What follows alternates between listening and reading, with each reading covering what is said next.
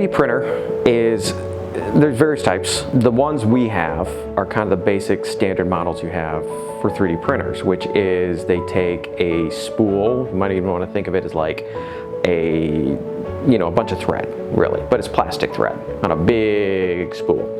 And it takes that thread and it feeds it through a really hot little nozzle, but it controls how far that little bit of plastic comes out.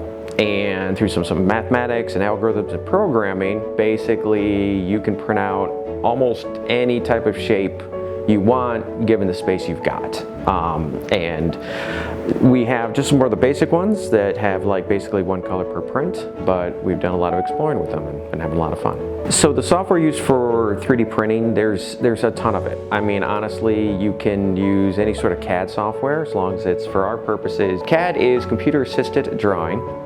Basically, you have a program on your computer and you can just create shapes that you want to maybe bring either into the real world or maybe it's something possibly with some sort of animation, but usually it's something where you're using a 3D printer, a CNC machine, you're prototyping something, and it just facilitates that and allows creation of most anything you can think of.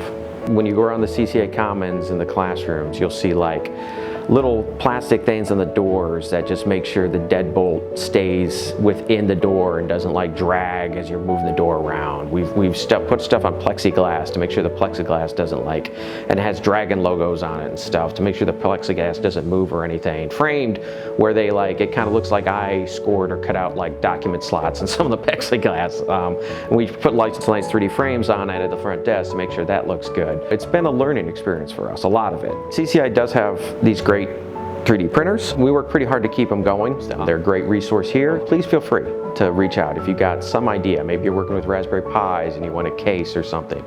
You're looking something for a senior design project. You just want a fun little Pokemon. Honestly, you can email us. I help.